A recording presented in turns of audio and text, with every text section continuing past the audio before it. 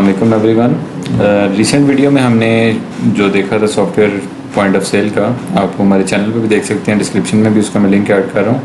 वो admin panel के लिए थी, इसके पॉइंट ऑफ सेल की। तो एक दफ़ा ओवरव्यू भी दे देता हूँ। ये हम पॉइंट ऑफ सेल सॉफ्टवेयर जो सेल कर रहे हैं, इसके अंदर डिफरेंट फीचर्स हैं और आप शॉप के लिए, अपने मॉल के लिए, मार्ट के लिए यूज़ कर सकते हैं।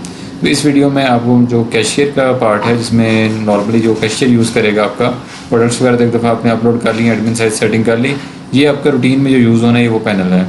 तो ये बिल्कुल इजी और सिंप्लीफाइड है और बहुत ही समझने में आसान है कि एक बंदा जिसको थोड़ी सी भी नॉलेज हो वो समझ सकता है। तो हम टोटल देखते हैं स्टार्टिंग में इसको ज़रा। तो वैसे नॉर्मली जो एडमिन पैनल, जो कैशियर पैनल है, वो इस तरह से होगा। ठीक है, इसके अंदर ये सेल्स प्रोडक्ट्स है, एडिटिंग की ऐड कर भी सकते हैं एडमिन और नहीं भी। तो यहाँ पे हमने ऐड की हुई है। इसका जो प्रोसीजर है वो हमने एडमिन वाली वीडियो में बताया हुआ है। एक तो मैं थोड़ा सा ओवरव्यू दे देता हूँ कि यहाँ पे लिस्ट प्रोडक्ट में जाएंगे तो हमारी ओवरऑल सारी जितनी प्रोडक्ट्स एडेड हैं उनकी लिस्टिंग आ जाएगी, कितना स्टॉक अवेलेबल है, किस कैटेगरी की हैं, वो चीज़ें आ जाएंगी।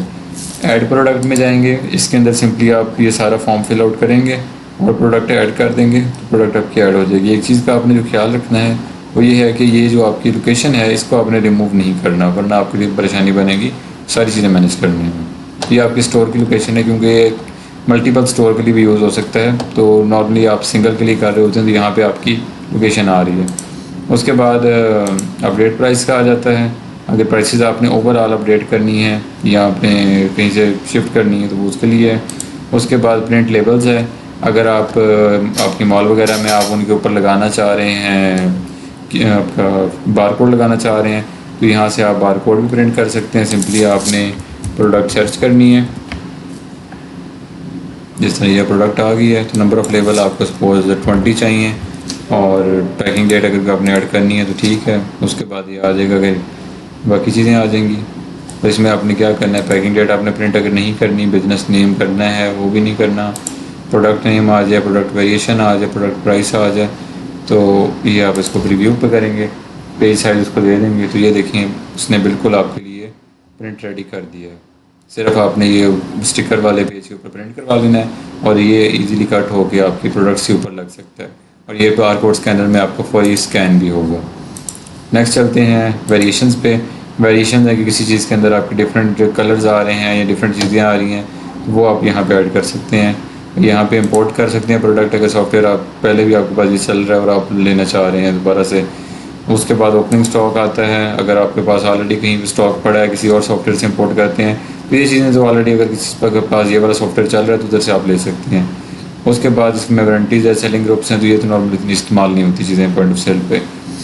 और ये आपकी जो आ जाता है सेलिंग का एरिया, इसमें आपकी जितनी सेल्स हुई होती हैं उनकी आ जाती हैं डिटेल्स और उस पर फ़िल्टर्स हैं डिफरेंट कि आप किस लिहाज से मंथली बेस पे देखना चाह रहे हैं, किस ऑफिस का, मतलब अगर एक से ज़्यादा ब्रांचेज हैं उसके लिहाज से, किसी कस्टमर का देखना चाह रहे हैं, इस तरह वाक इन कस्टमर्स हैं, और सारी पेमेंट्स का है।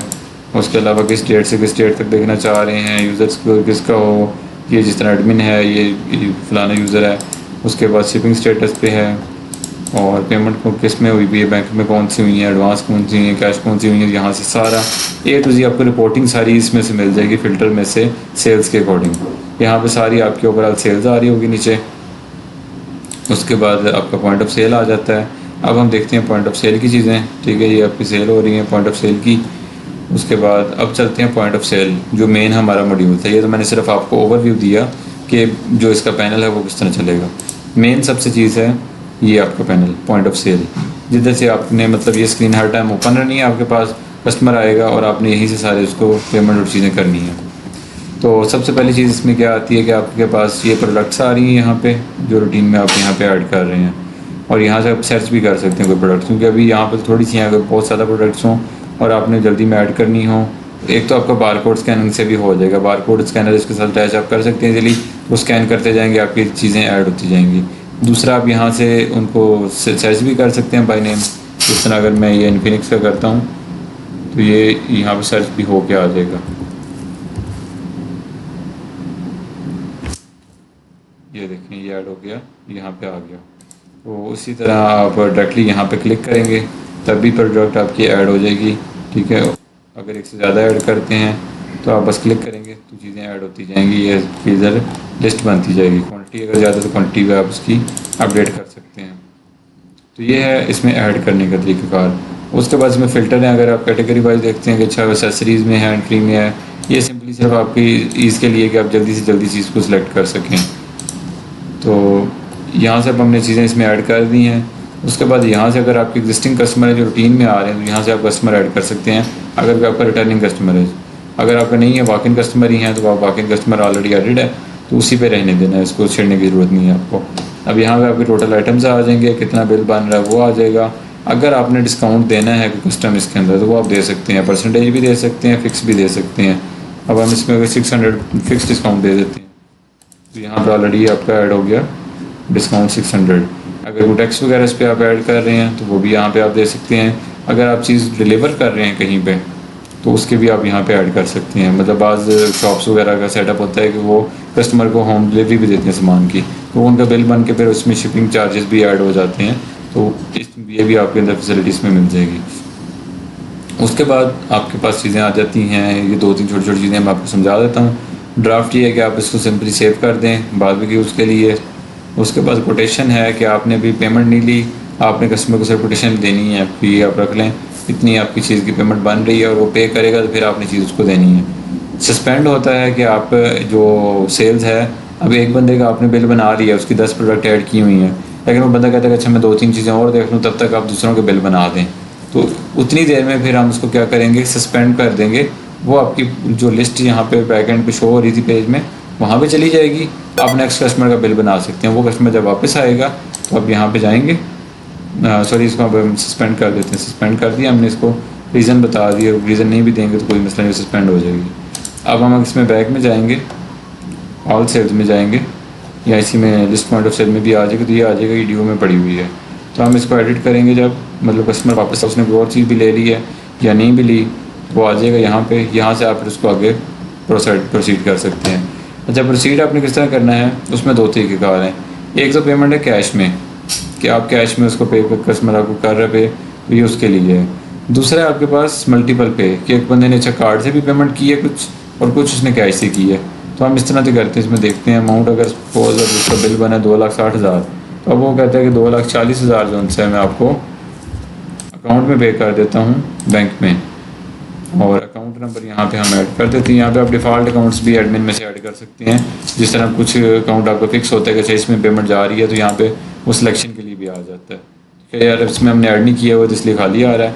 इसी तरह बाकी पेमेंट उसने आपसे कैश में कर दी है, तो हम यहाँ पर बाकी पेमेंट ये बची थी 3,000 जो उसमें बकाया थी, वो हमने कर दी कैश में, और यहाँ पे हमने इसको फाइनलाइज कर दिया। ये इसकी टोटल जो है बिल बन के आ गया। अब रसीद इसमें आप फुल पेज की भी बना सकते हैं, इसमें थर्मल प्रिंटर की भी बन सकती है, इसमें डिफरेंट टेम्पलेट अवेलेबल हैं। जिस तरह का आपको चाहिए होगा हम वो बना देंगे। फुल पेज की चाहिए होगी किसी बिज़नेस को तो फुल पेज की भी मिल जाएगी। अगर थर्मल प्रिंटर की जो छोटे साइज़ की होती है, जिस तरह की अक्सर आप मॉल्स में देखते हैं, तो वो भी आपको मिल जाएगी। यहाँ पर ऊपर आपके बिज़नेस की डिटेल्स आ जाएंगी, लोगो आ जाएगा, आपके इनवॉइस का नंबर आ जाएगा, सारे कस्टमर की डिटेल्स आ जाएंगी, जो प्रोडक्ट्स उन्होंने लिए हैं वो आ गई, क्वांटिटी आ गई, यूनिट प्राइस आ गई, टोटल प्राइस आ गई, और ये सारा ओवरऑल उनका डिटेल्स आ गई कि क्या कुछ उसमें अवेलेबल है। अगर इसमें कोई बैलेंस ड्यू होगा तो वो भी यहाँ पे शो हो जाएगा कि इतना बैलेंस इनका ड्यू है। तो इसको आप अगर प्रिंट करते हैं, जो भी प्रिंटर आपका डिफ़ॉल्ट है बस आपने सेलेक्ट करना है। अगर सेंड करनी है तो सेव एज PDF भी आप करके इसको सेंड कर सकते हैं। तो ये सारी चीज़ें यहाँ पे आपकी मैनेज होती हैं।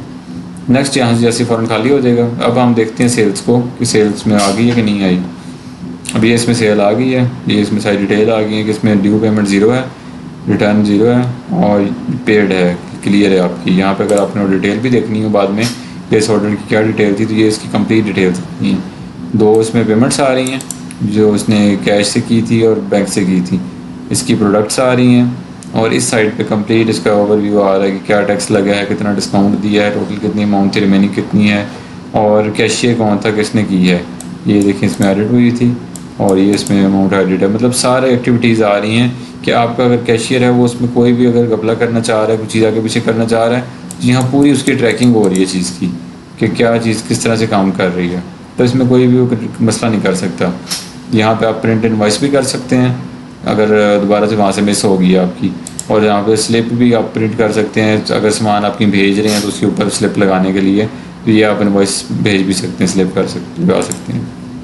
तो ये इसमें फ़ीचर आपके पास ये भी है। अक्सर अगर आप जो ऑनलाइन स्टोर चला रहे हैं उनके लिए बड़ी परफेक्ट चीज़ है कि वो भी इसको यूज़ कर सकते हैं ऑनलाइन स्टोर्स वाले।